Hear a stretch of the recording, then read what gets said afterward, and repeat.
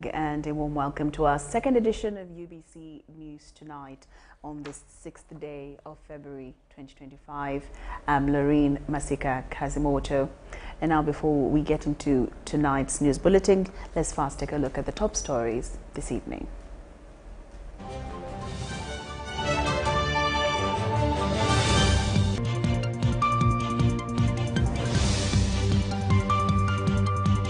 Commitment to peace and economic growth at the 44th Tarehe Sita celebrations. Deputy Speaker of Parliament Thomas Tewa appeals to the Indian community to invest in Uganda. The deadline for voter registration and update exercise set for the 10th of February. And the National Unity Platform vets Kawempe North by-election candidates.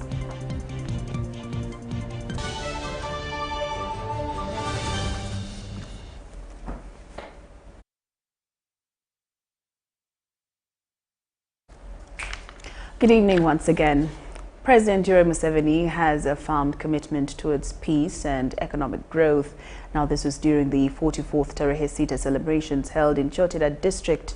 Earlier, the Chief of Defence Forces, General Muhoozi Kainerugaba, affirmed Uganda's People's Defence Forces' readiness to consolidate Uganda's peace and security against internal and external aggression. Muhoozi also cited the pacification of Somalia, Karamoja, and weakening of ADF as key achievements of UPDF in keeping Uganda peaceful beyond borders.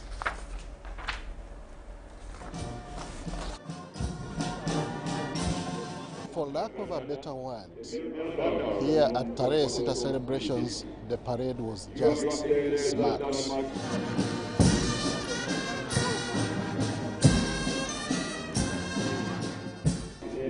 Smart to the extent that all people who attended the event were perplexed by the way the parade was formed. But behind this unique formation, there were very serious messages. Messages of peace, messages of hope, and messages of economic development as affirmed by the Chief of Defence Forces, General Muhoozi Kainerugaba. Tarehe Sita is special in our hearts, not only for its historical significance in the eventual NRA victory, but also for the enduring achievements we continue to witness in our nation.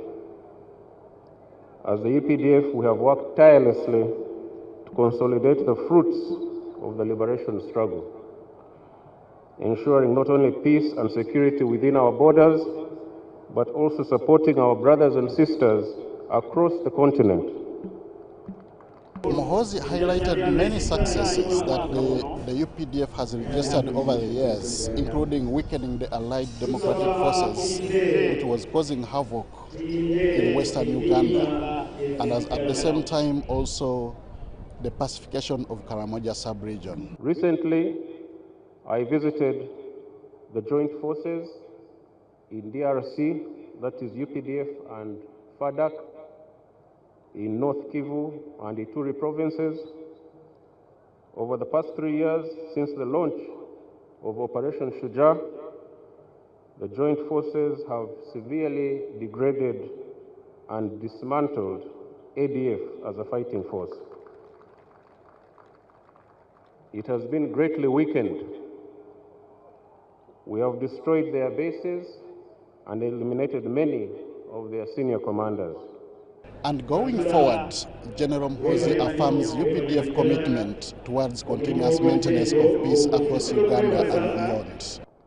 Here at home, the security situation throughout the country is calm. We are, however, closely monitoring those who seek to cause trouble for our people, and we will firmly deal with them without fear or favor, according to the law. This being an election year, General Muhoozi is hopeful that all players will abide by the laws of the country to avoid being caught on the wrong side. We will also be on the lookout for saboteurs, both within and without. The intelligence services are working overtime to make sure that we are aware of all the evil plans of some of these people. For now, more successes continue to be registered, including the recent completion of the military referral hospital, which will be commissioned soon, as he alluded to in his remarks. I'd also like to report, Your Excellency, that our long-awaited military referral hospital is going to be opened in the next few months. We shall be calling you to open it. It has been a 7-year delay, but finally we are seeing light. On his part, President Yoweri Museveni affirmed continuous economic growth. Suffice it to assert that our philosophical, ideological and strategic stand kikulu nnyo okutegeera nti ensonga ezo zonna nga bwe tuze tuzinnyonnyolako has enabled Uganda to be peaceful all these years.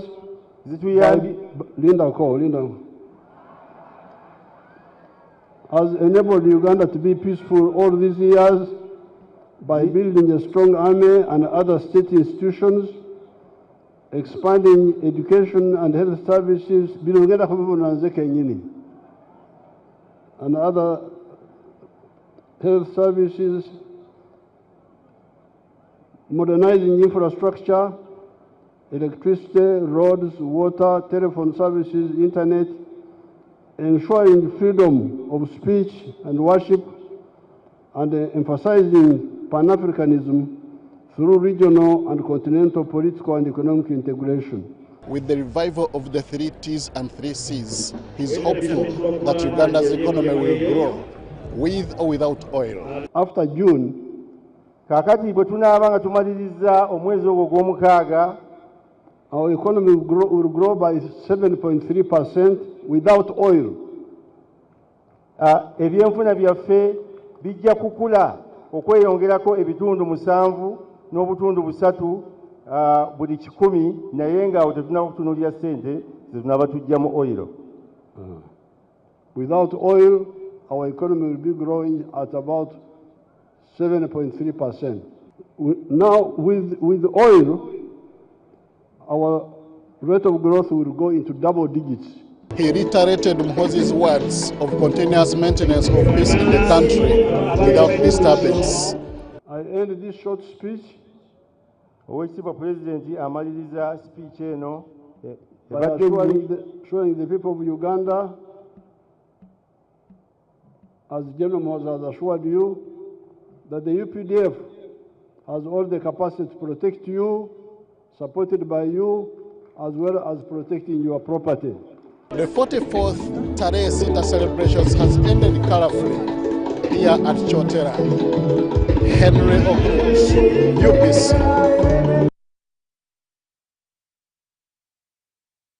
Now, the construction of the longer-awaited standard gauge railway begins next month without fail. The Works and Transport Minister, General Edward Katumba Wamala, has already briefed Prime Minister Robina Nabanja on the project's progress. Now, the government awarded the contract to Turkish firm Mackenzie, currently building a similar railway from Dar es Salaam to Mwanza in Tanzania. Now, according to the Finance Ministry official, Moses Kagwa, funding has been secured from development partners with 2.7 million euros allocated for the 4-year project. Now, land acquisition is complete with 1,600 acres of land compensated. In November 2024, President Yoweri Museveni commissioned the long-awaited construction of the standard gauge railway from the Kenyan border Maraba to Kampala. The government awarded a contract to a Turkish company, Mackenzie, currently is constructing the same from Dar es Salaam to Mwanza in Tanzania. This morning, the Works and Transport Minister, General Edward Katumba Wamala, briefed the Prime Minister Robina Nabanja about the progress of the project. We are targeting the actual construction to start by February this year.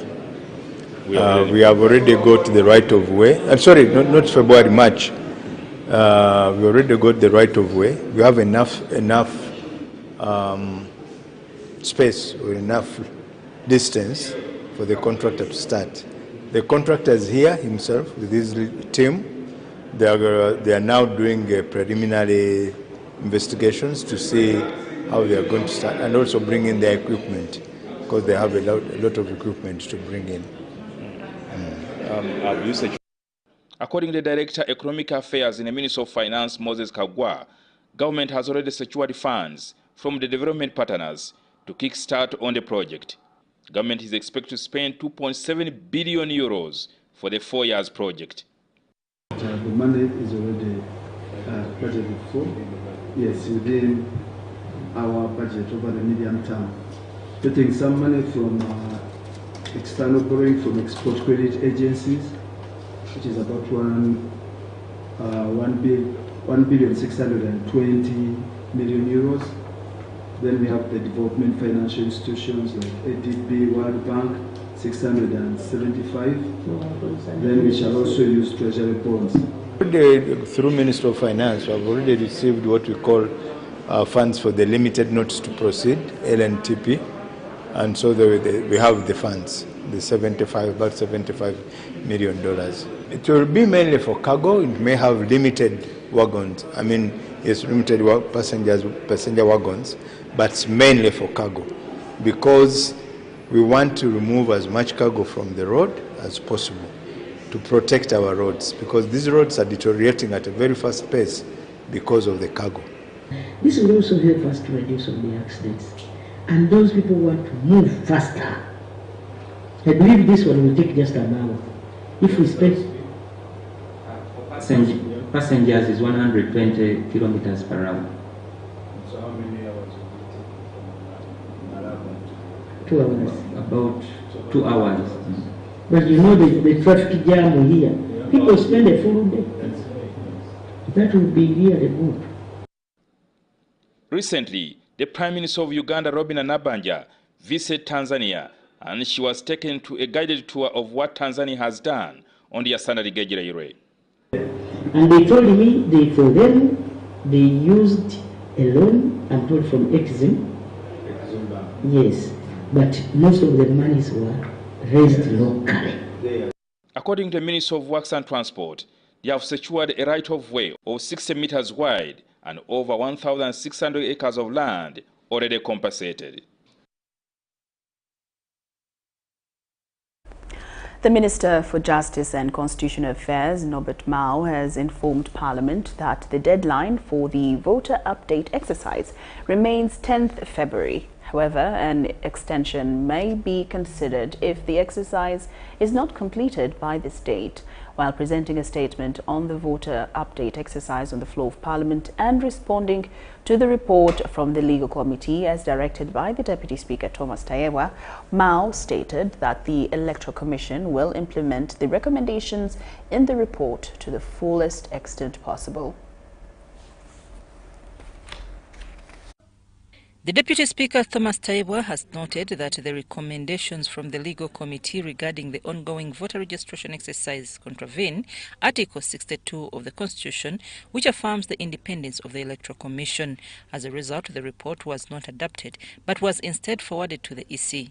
Tayebwa ruled that the Minister for Justice, Norbert Mao, should address Parliament on the ongoing voter verification exercise. By the Minister of Finance, Planning and Economic Development in providing funds to NIRA to procure the new 5,500 biometric enrollment kits, data center and equipment, and the new NCI system has affected the carrying out of the voter verification process in a timely and efficient manner. Recommendations we are making here, we are telling the Electoral Commission, go adjust boundaries, extend the deadline, do what?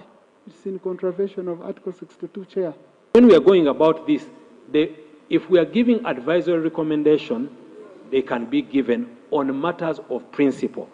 The moment you start telling them how to conduct a particular function, we may cross the line. The report from the Sectoral Committee on Legal and Parliamentary Affairs recommended that the EC consider extending the deadline for the voter verification exercise due to challenges encountered in the process. According to the EC, only 2,703 biometric enrollment kits were deployed for the exercise instead of the required 5,000.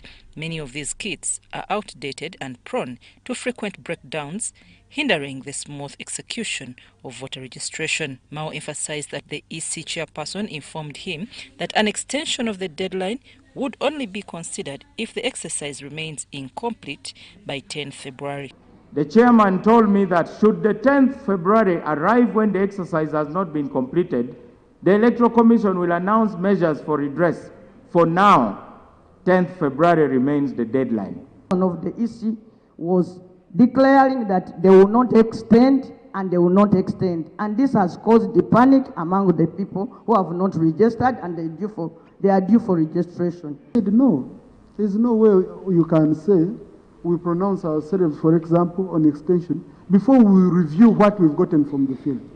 So let them first review. But for now, we encourage all Ugandans to go and register. Leader of Opposition Joel Senyonyi appreciated the minister's response, but pointed out several issues left unaddressed, particularly concerning the demarcation of electoral areas. Understand how the Electoral Commission did that some councillors within the urban centres, where there were 3 councillors, now there's going to be 1 councillor. Is it because the population has listened there? Some members of Parliament reacted to the statement based on their assessment of the voter update exercise in their respective constituencies. In the current demarcation, they have collapsed all the 5 into only 1. The Madis have been stopped from going to attend to the exercise or be registered. Not really about the census. It is about who is qualified to vote. I want to state here, Mr. Speaker, that I was not counted in the last census, but I'm on the voters register.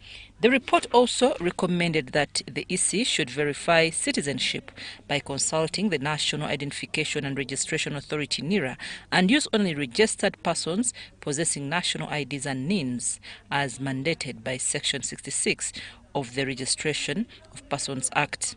The committee advised that the EC should discontinue the involvement of DSOs, PSOs and GISOs in the verification exercise, citing legal and administrative redundancy. Mao acknowledged that this is a matter requiring further discussion. The security officials are meddling.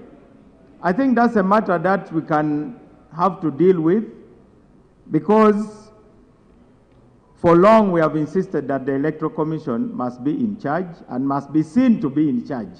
Justice and Constitutional Affairs Minister Norbert Mao assured that the EC is actively assessing the exercise in the field and will provide updates to the country.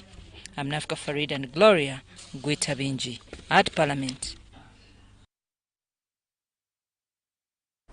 Now still with Parliament, the Parliamentary Committee on Rules, Legal and Parliamentary Affairs has successfully blocked an attempt to restrict media access to parliamentary sessions, including plenary and committee meetings.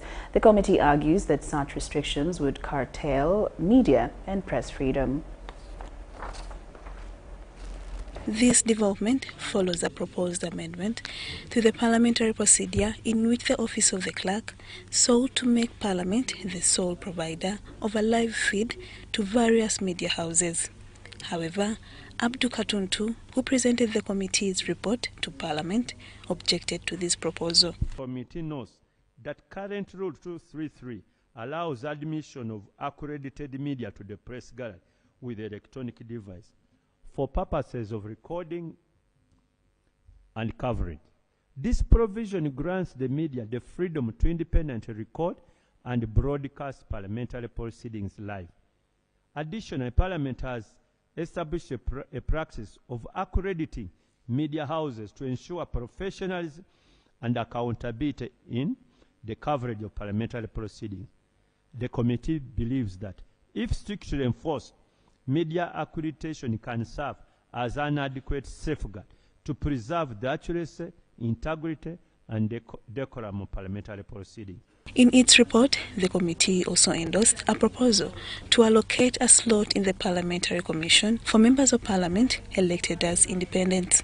Parliament, customary, undertakes a comprehensive review of its rules of procedure towards the end of each term, although amendments can be made at any time to address gaps improve efficiency, or respond to emerging trends. What we had been witnessing is an abuse of the rules, and because of such an abuse, there is an attempt to justify the review and the amendments to suit those personal egos. Recently, Kalungu West MP Joseph Sewungu proposed an amendment to prevent a member of the ruling party from chairing the Human Rights Committee of Parliament. Sewungu urged that this change would enhance accountability by avoiding conflicts of interest. The matter was reviewed by the Parliamentary Committee on Rules, Legal and Parliamentary Affairs, with Chairperson Abdu Katuntu providing a response. So we asked them, and the Speaker agreed that we shall sit with the Minister for Justice and Constitutional Affairs. We see a way forward how we can solve that matter. Now, I wonder how this committee generated a report refusing when they never invited me to appear before them. Me who raised this on the floor, and I'm going to get the answer. So that one is a nullity. The clerk to Parliament had suggested that Parliament retain exclusive responsibility for providing live feeds and recordings of House and committee proceedings to media outlets. However, the Rules Committee rejected this proposal, emphasizing the need to uphold media and press freedom. So what happens when there is something happening and they don't want you to? That means they'll not give you the footage. So you see that the spirit for amendment of some of these things was really problematic. The committee also examined concerns about MPs' dress code, noting that current rules do not specify sanctions for non-compliance. The revised rules will introduce measures to address inappropriate dressing, ensuring that the dignity of Parliament are maintained. A pair of long trousers with a jacket, kanzu and a jacket, safari suit and decent traditional wear should be removed from the rules. The only acceptable dress code for members should be a suit, shirt and a tie. For heaven's sake, do you need it to be told that you should put on a tie and dress smartly when you are an MP? Because in our earlier rules, the traditional wear was allowed in the Parliament, but people have used that as an excuse. Simply put on the way they want. Uganda People's Defence Forces representatives in Parliament were advised to adhere to the prescribed uniform requirements. The Kaunda suit, ceremonial uniform, battle dress, combat uniform, and Mount Carmel combat uniform, among others. The Gazette provides a detailed description of these uniforms and specifies that combat uniforms are intended for UPDF operations. Parliament has endorsed the inclusion of an independent MP in the Parliamentary Commission, reinforcing efforts to ensure balanced representation. So, they chose to run away from political parties, claiming that they can do their politics alone. They should continue living individually. It is not proper for a section with big numbers that is not represented on whatever. So we feel that independence should be represented on the Parliamentary Commission.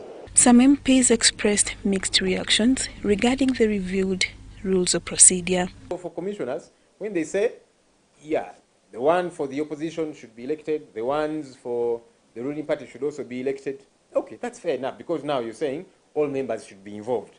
So the challenge there has been with some of the suggestions is you want to apply them on only one side. That's ridiculous. What we require is respect for the rules. What we require is implementing the rules to the dot, and then we can therefore be convinced that the current rules are in the right direction. Others raised concerns about the language used by the Speaker and other presiding officers, arguing that on several occasions they have used expressions not exemplicity outlined in the rules of procedure. They questioned why this issue was not addressed in the review. I heard the Speaker very well when she was directing the Rules Committee and said, you can tamper with every other rule, but as long as you don't tamper with the rules, Rule 7, which gives me power. That shouldn't have happened. When we are reviewing all the rules, we review all the rules without having in mind a person occupying a certain office. So if you want the rules of procedure to be amended, leave it open So that anyone that wants any rule to be amended should be able to do that. Lydia Chomkama and Gloria Gutabinji, Parliament.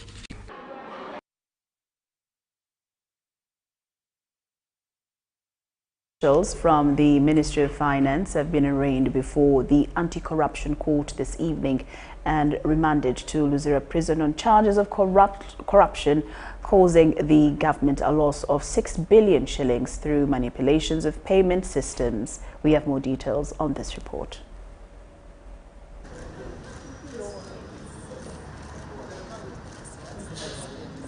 The accused 80 officials from the Ministry of Finance are Lauryn Masika, Accountant General, Jennifer Muhuruzi, Commissioner Treasury Services, Tone Yawe, Senior IT Officer, Pedison Twesingomwe, IT Officer, Ponkalubo Kumara, Assistant Commissioner, Deborah Dorothy Kasima, IT Systems Officer, Judith Ashaba, Senior Accountant, Bettina Nayebari, Assistant Accountant, and Maka Kasiku, an Accountant.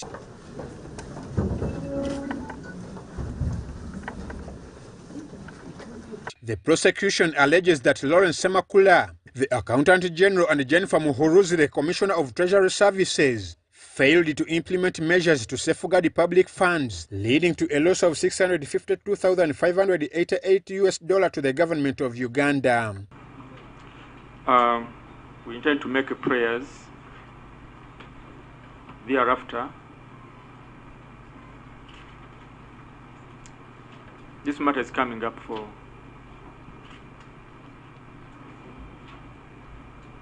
explanation of charges to the accused persons, and we are ready to proceed. Further, prosecution states that Tony Yawe, the senior IT officer at the ministry, manipulated the payment instruction files meant for the International Development Association, Washington, diverting $652,588 to Roadway Company Limited, Poland, falsely claiming it was payment for recycling plant systems and machinery.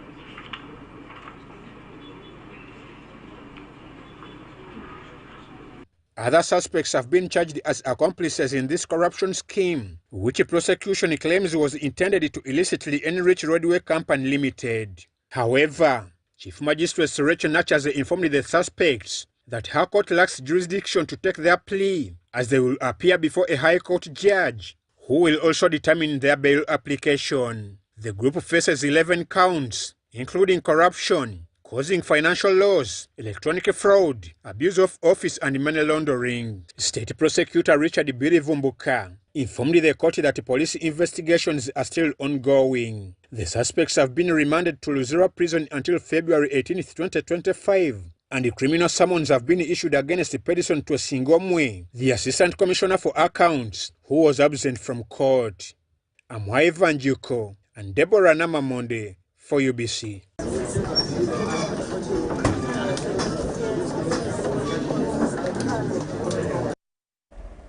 All right, now UBC News Tonight takes a very short break, but we return with more stories after these messages. Don't move an inch.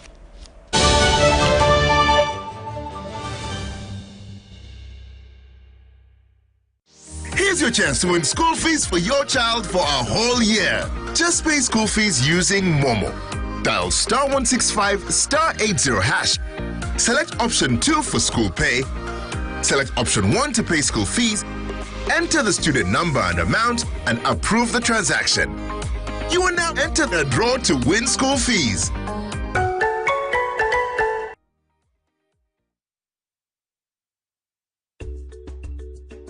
According to the Uganda Bureau of Statistics Census Report of 2016, in Uganda, 12.4% of the population, about 4.5 million, live with a disability.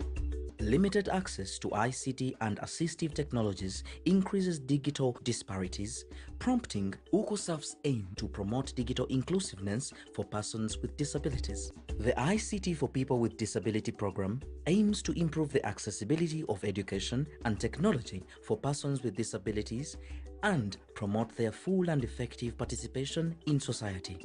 UKUSA is implementing this program through the creation and maintenance of an online observatory for persons with disabilities intended to link persons with disabilities with service providers and different programs that empower them, and provision of adaptive tools that enhance their quality of life through ICTs and digital skilling.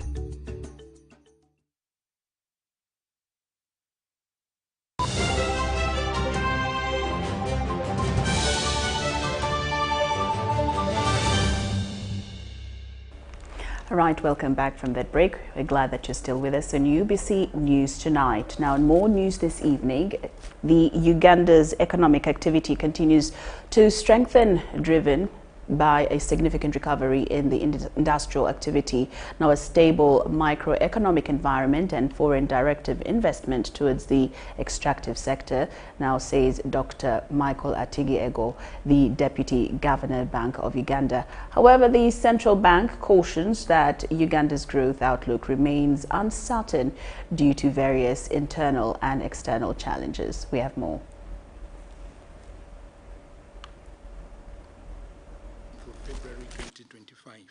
Speaking at the release of the Monetary Policy Committee statement for February 2025, Dr. Atigi-Ego, the Deputy Governor, Bank of Uganda, noted that while Uganda's economy remains resilient, the overall risks of the country's growth outlook are skewed to the downside. Inflation could be higher than projected if, 1, the domestic growth is stronger, driven by increased investments in the extractive industry, particularly mining and drilling, and effective government program implementation. Also, the geopolitical conflicts could escalate, disrupting the global supply chains further. In addition, extreme weather events and long-term environmental shifts affect agricultural output, which could result into price hikes. In response to the prevailing economic conditions, the central bank has therefore decided to maintain the central bank rate at 9.75% to support economic stability. The rate discount rate is 12.75% and the bank rate is at 13.75%. The MPC believes that the current CBR level is adequate to control inflation while fostering Uganda's economic growth and socio-economic transformation. The central bank also expressed concerns about the potential impact of global economic shifts on Uganda's economy. Specifically, spending cuts, new tariffs and policy changes by the US government are being monitored for their possible impacts. Core inflation remains elevated in US, and so the challenge with that, or the effect of that on Ugandan economy, is that you tend to have a situation where portfolio investors who wanted to bring in money would say, okay, if the Fed is likely to maintain their rates high, why should we bring the money into Uganda? Like a pause in terms of capital inflows. Exchange rate. Also, it depends on the import content of some of these aid. If the import content was quite big, maybe it may not. But if government were to take on board some of these services, it means that the demand for foreign currency to continue the importation of this would go up. And depending on the magnitude, it could have a slight impact on the currency. Despite these challenges, Bank of Uganda remains optimistic about Uganda's economic outlook. The economy is projected to grow between 6 and 6.5% in the financial year 2024-25, with expectations of 7.0% growth in subsequent years. Maureen Babidie for UBC.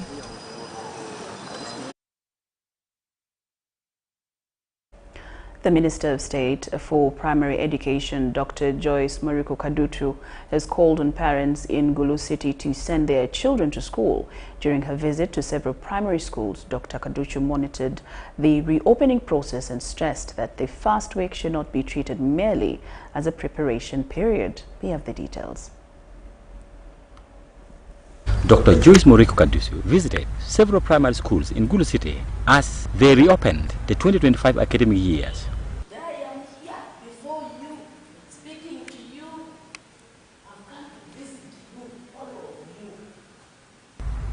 During her visit, Dr. Kaduju urged parents who are still keeping their children at home, assuming that the first week is just for preparation, to ensure that all the school-going children report to school immediately. She emphasized the importance of starting school on time to avoid negative impacts on the learner. Yes, I am here right in Gulu City, one of the primary schools, a UPE school, a school that is located within the periphery of the city, and it is really, really impressive to find the class of candidate P7, they are really full to capacity. According to Dr. Kaduchu, parents must ensure that their children are in school from day one, as any delay in enrollment can disrupt their learning and academic progress. We have programmed the term. We have programmed the term in such a way that each week has got a specific lesson to cover, a planned lesson. So by the end of the term, you must finish what has been programmed within that term. So those parents who think that learning starts on week 2, they have been misinformed. I want them to know they are complaining that their children are not performing well because they first hold their children back at home. Lucy Florence Adoraj, the A teacher of Vanguard Primary School, expressed the satisfaction with this year turn-up. She attributed the increase in enrollment to the school's strong academic performance, noting that they had already enrolled more than a half of their expected pupils. We have 652 learners in the school, and I think it's the best compared to last time. Last time we were 400 something. So I think it's a good sign that they are coming, and even more, they will double even the enrollment of last year. However, Pecha Primary School reported a low turn-up as many learners are still believed to be returning from their villages. The school head teacher, Santa Okulu Okata, urged parents to send their children to school as soon as possible. No, most of our parents, they are peasants. So they take their children during holidays to the village. And the first week, for them, they feel as if the school has not yet opened. So for them, they feel the term starts in the second week. So most of the time, the children report in the second week of the term is when we have now a full enrollment of the school. Dr. Kaduchu reiterated the needs for collective efforts among stakeholders to ensure that children are in schools, highlighting that education is crucial for their academic success and future opportunities. Upon the leaders, the local council, from LC1, from the local leaders, the clan leaders, try to have a meeting before the term begins. Ensure that every child in that village must go to school. The minister's visit aimed at not only monitoring attendance, but also engaging pupils to remain focused throughout the year to achieve their excellent results by the end of 2025. Stephen Okello for UBC TV, Gulo.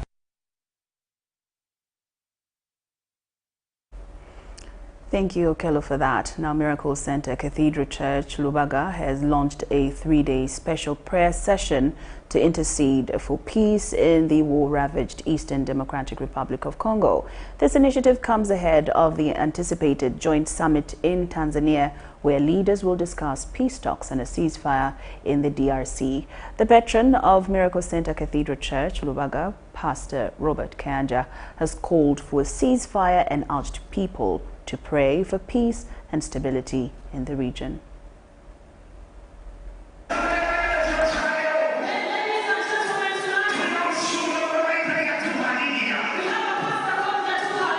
The ongoing insurgents and conflict between M23 rebels and the Democratic Republic of Congo have escalated, with the rebels taking over key areas in the eastern part of the country, particularly Goma. This has led to a humanitarian crisis, causing shortages in essential supplies and jeopardizing security in the region. There is an urgent need for an immediate and unconditional cessation of hostilities, respect for existing ceasefire agreements, and protection of civilians. Humanitarian efforts, including the restoration of power and water in Goma, are crucial. The Goma Call for Peace campaign, is urging the international community to take decisive action to restore peace in Eastern DRC. From the time of their independence, they have not had a peaceful session without wars. So we are praying and we are asking God to intervene. At Miracle Center Cathedral Church, Lubaga, Pastor Robert Kayanja has responded to this crisis by launching a 3-day prayer session dedicated to seeking divine intervention for peace.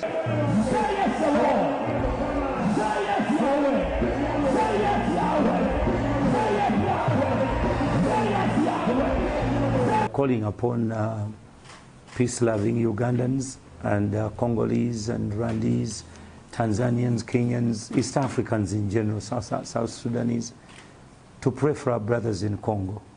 Congo has been having insurgencies, have been having wars ever since we grew up.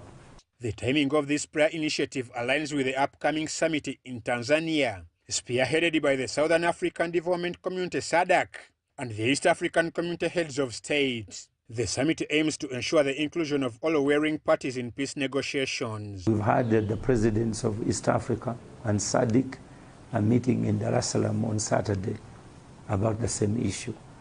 They've met before. Meetings have been taking place before.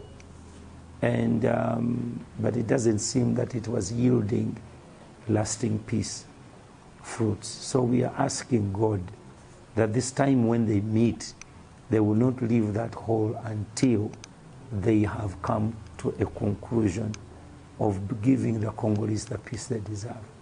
During the launch, Mr. Kayanja made a passionate appeal for a ceasefire between the conflicting sides. He also urged leaders to abandon the politics of identity, which he believes is a significant factor in the ongoing conflict. And how has Uganda been united? Because one man was willing to realize that we all belong to this country. We are all Ugandans, and we all need to be treated well. That's why you can see it in our parliament. Our parliament is large, it's big, it's not because we wanted to make it bigger, but we want inclusion.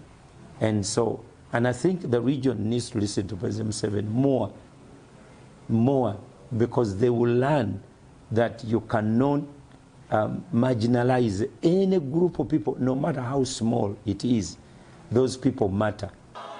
The prayer session was attended by members of the Congolese community in Uganda, Ugandan nationals, Christians from Europe and other continents, and individuals from various backgrounds. As the joint summit in Tanzania convenes to discuss the escalating conflict, Miracle Center Cathedral remains committed to praying for peace in Eastern DRC, dedicating the insurgency to God and seeking divine intervention for stability in the region. Amwa Evanjuko for UBC. Thank you, Ivan Juko. Now, 10 National Unity Platform candidates have been assessed for Kawempe North by-elections flag bearer. The vetting exercise was at its headquarters in Makerere, Kavule, near Kampala. The Secretary for the Electoral Commission of NUP, Jeremiah Kea, emphasized that all candidates must abide by the party's regulations. He warned that any candidate who chooses to run as an independent after the vetting process will face legal action and possible expulsion from the party. We have more. The vetting exercise of National Unity Platform candidates for Kawempe North has been marked by tension, commitment and pledges of loyalty to the party's values. Candidates and their supporters gathered with high anticipation, eager to secure the NUP's endorsement. Among the 10 candidates vying for the party flag are Councillor Elias Nalukola Luyimbazi, Umar Magara, Mulumba Matthias, Luwemba Luswa Muhammad, Serunkuma Salim, Senkungu Kenneth, Nsereko Moses, Kachika Frederick, Dr. Charles Rubagumya, and Kulia Saulo Ziwa. Umar Magala was the first to be called in the vetting room at 11 a.m. with media strictly prohibited. He later described the process as fair and thorough. Akakiiko nkakkiririzaamu Election Management Committee ya National Unity Platform njikiririzaamu kyenaasalawo n'emitendera gyennyini okwetaba mu process bw'oba toli ready mikira gyankima kukoonako teweetaba maki mazina gazo. Councillor Elias Nalukola Luyimbazi expressed his belief that he was the right person to hold the party flag. However, he urged his supporters to remain calm and united regardless of the outcome. Very fair. I had that time to express myself very well. I enjoyed it because it is my game naturally.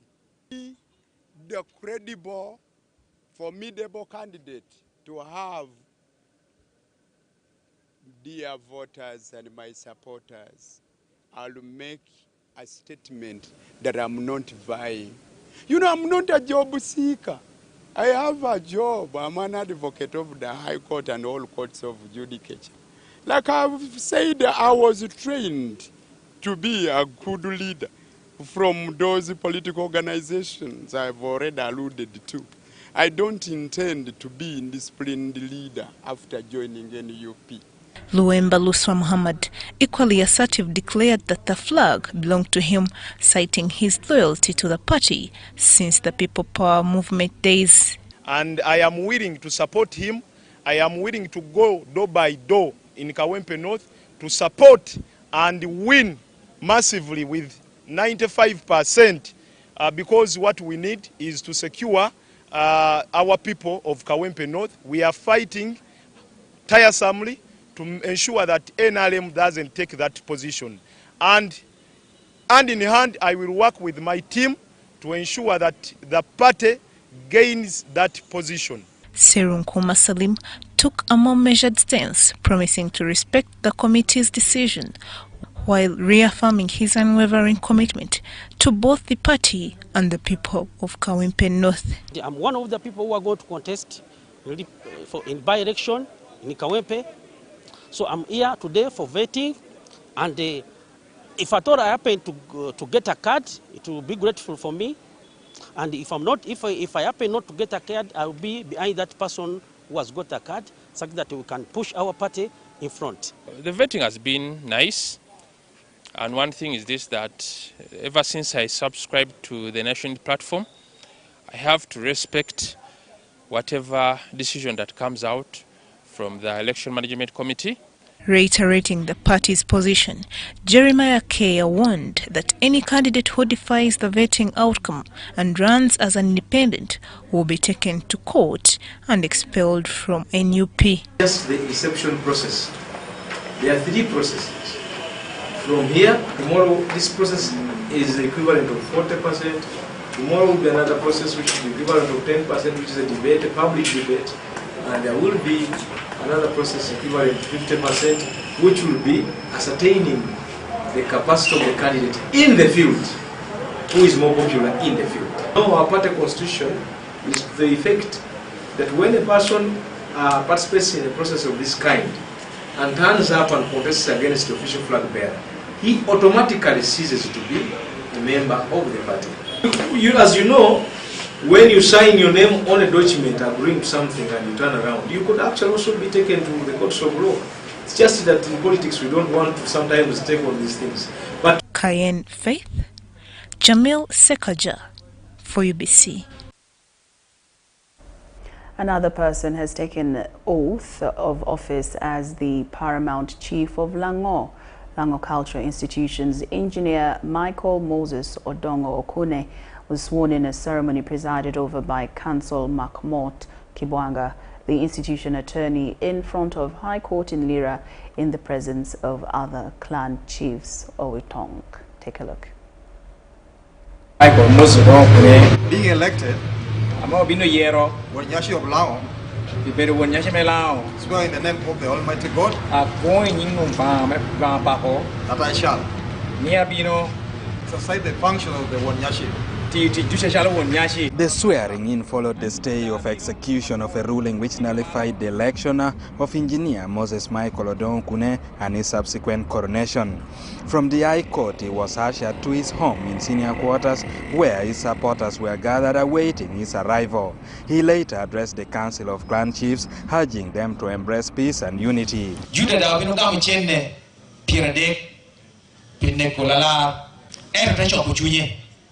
Don't pay no paro no gina boca range.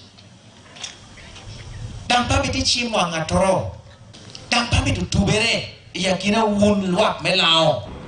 William Modo, the Speaker of the Council, says Laon Cultural Institution is operating as a cultural institution, not a political party, and has no political affiliation. Because of the political differences that we have in Lango, other people thinks that everything, and it goes on smoothly, the Minister of Gender will have credit over it. But for us, we are operating as cultural leaders. Earlier, police had dispersed clan chiefs from Lango Cultural Center, where they were planning to hold a council meeting after welcoming engineer Michael Lodon from a P in Kwale district. Because as police, I had no letter or I had no communication requesting for security. All notifying me for the meeting. And for that one, I have to swing in action. In January, the Court of Appeal stayed the execution of the judgment and orders issued by the High Court of Lira in civil suit number 10 of 2024, pending the hearing and determination of the appeal emanating from the said suit. Last year, clan chiefs under Laon Cultural Foundation instituted High Court Civil Suit number 10 of 2024, challenging the election of engineer Moses Michael Odonkune, who was the Paramount chief, on the grounds that his election was illegal, and in October, the court delivered judgment in their favor, upholding Muzeyo Samodure B as the Paramount chief of Lango.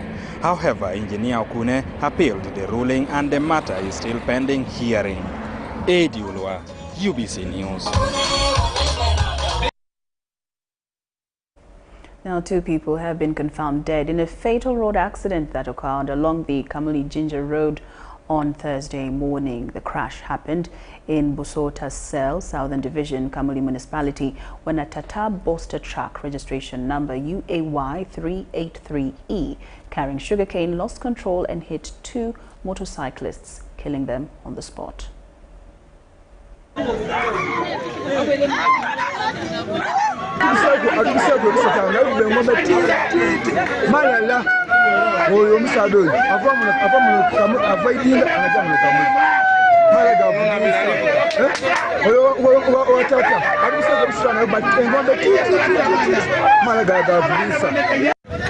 Tata ebenga ekubisa yinayo emotoka nga dombiri dibenga nga dikujasa idindala tata yayenda ewungule ebise yinayo ate banonga bonanga bekudaba na Kamuli bati bombiriri ayi kati icyo kuwungula ole kai ano ni bana babiri no kufuoko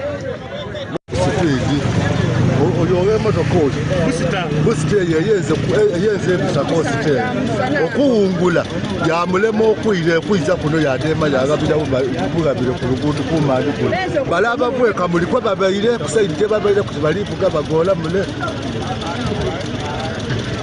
otutira okutuuka okuvaala okutuuka n'okusiba ekyokwira nga baka bibona kuzira mulamu so obuzibu buviire ku supiidi. Nze me mu kibaliga ndi kwida muno bano bambaire emberi ababa olomaji abafe bambaire emberi nga nze ndi kwida motoka ya musana onaanza kupisa motoka ya musana era motoka ya musana ebeire mu abana teri kujja ku isomero ono ayenda akole ki abise ya bisa ya musana bano bekumbali nga bava kubaka muri abako mukubisa gano mukubisa bano nga bona ayo kubona bali kwida ayo kubona bali kwida yolinda bali ne bapitawo.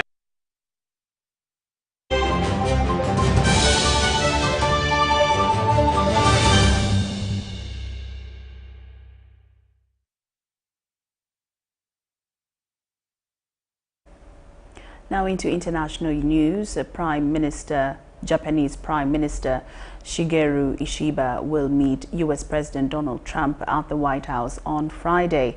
Japanese officials say they want to reaffirm the U.S.-Japan alliance and build strong personal ties between Ishiba and Trump. We have the details. In his second term, U.S. President Donald Trump has quickly reapplied pressure on countries he says are exploiting the United States. They're coming in and they're stealing our wealth, they're stealing our jobs, they're stealing our companies. That pressure extends to U.S. friends, with Trump threatening tariffs and even suggesting taking Greenland and making Canada the 51st U.S. state. That is the context for Japanese Prime Minister Shigeru Ishiba's first meeting with Trump on Friday. And it's worrying many in Tokyo, says Professor Jeffrey J. Hall. if you watch Japanese media or you listen to what Japanese people say, they're just hoping that Ishiba can get out of this meeting without becoming a victim of some kind of new attack from America. During Donald Trump's first term, U.S.-Japan tensions were tempered, partly because of the personal diplomacy of former Prime Minister Shinzo Abe. But that approach may be difficult for Ishiba, who has a much different personality. He's a kind of academic guy. He likes to just explain in excruciating detail, which can be good in a parliamentary debate or in some other setting, but when it comes to Trump, it's the polar opposite of the kind of conversation that Trump likes to have. Some in Japan question why Ishiba is meeting Trump right now at all. Instead, they ask, why not stay off Trump's radar as long as possible? Others argue it's better to be proactive, in part to protect against any future strains in the alliance. Some people say that don't wake up a sleeping baby, but you have to take a risk if you want to have a better relationship. It's the same dynamic facing virtually every U.S. ally as Trump again pursues his America First approach to the world. Bill Gallo, VOA News, Seoul, South Korea.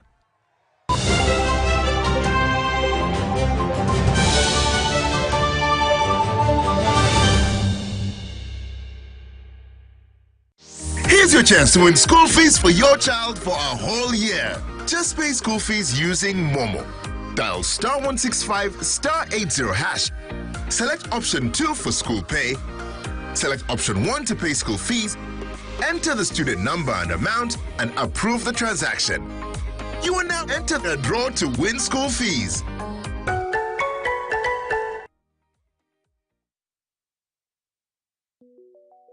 Government of Uganda presents Post Buses in Uganda, operated by Posta Uganda. We specialize in professional transport, courier and vehicle hire services across Uganda. Our routes include Kampala Masaka Mbarara Kabale Chisoro, Kampala Mukono Jinja Mbale via Tirinyi Road Soroti Lira, and Kampala Luwero Kamudini Gulu Kitgum.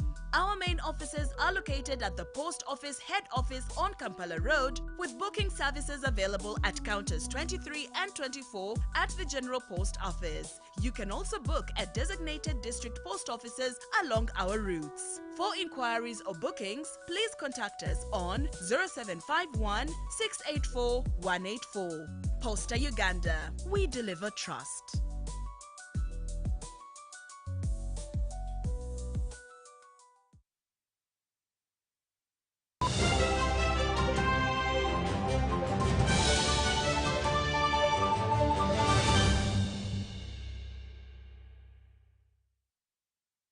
Back and now into sports. Uganda's national netball team, the She Cranes, has lost 41-39 to a select mixed gender team in a friendly game hosted at the Score Leisure Centre in Stratford, England.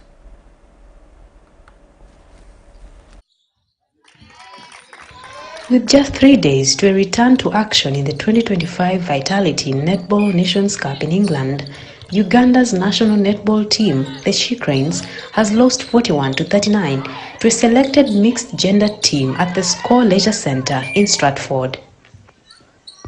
The She Cranes has so far lost to both South Africa and Malawi and must put a stop to that sequence in the final Vitality Netball Nations Cup group game against England at the Copper Box Arena in London this Saturday. According to today's friendly, I think they've been very okay, though we had lost to them, I think, by 2 goals. At least we have tried to pick up like so many positives, which we think like in case if we can apply all of them on Saturday's game to make at least a big difference. First and foremost, they are men. Of course, you cannot compare men with ladies, though they have beaten us by 2 goals, but me personally, I think our guys have done at least better. With me personally as a captain, I think it will bring for us a better game in case if we can apply whatever we go for this friendly today. As it stands in the 2025 Vitality Netball Nations Cup, South Africa, that has won 2 games, tops the standings, with England that beat Malawi and lost to South Africa second. Malawi, that beat Uganda, is third ahead of the final round of games in which bottom-placed Uganda faces England while Malawi dates South Africa on Saturday. The tournament will climax on Sunday with the top-placed team in the round robin playing number 2 for the gold as third and fourth seek the bronze medal. But before all this, the She Cranes play another friendly against Northern Ireland on Thursday. The Vitality Netball Nations Cup is an England netball initiative during which they invite global top-ranked nations to contest a 2-week-long netball extravaganza usually played at 2 venues, with the first weekend in Nottingham and the climax in London.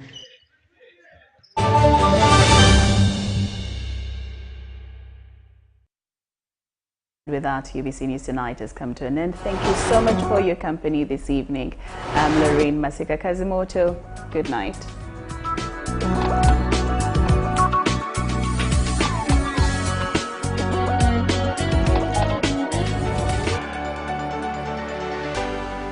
UBC, inspiring Uganda.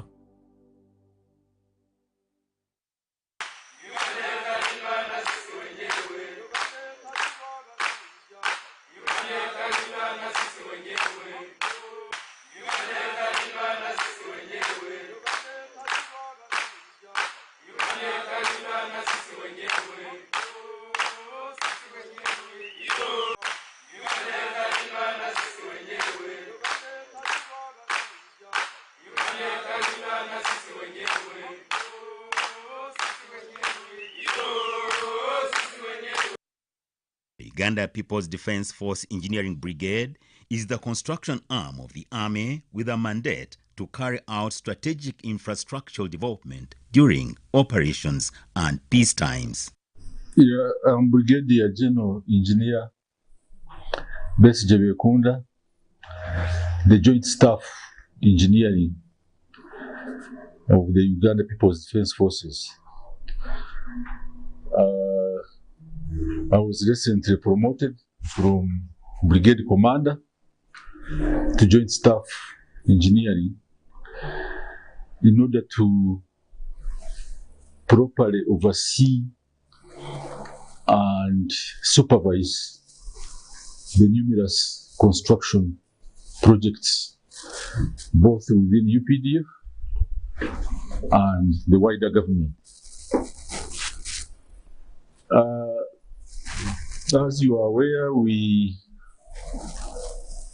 are working on a presidential directive of constructing health infrastructure and schools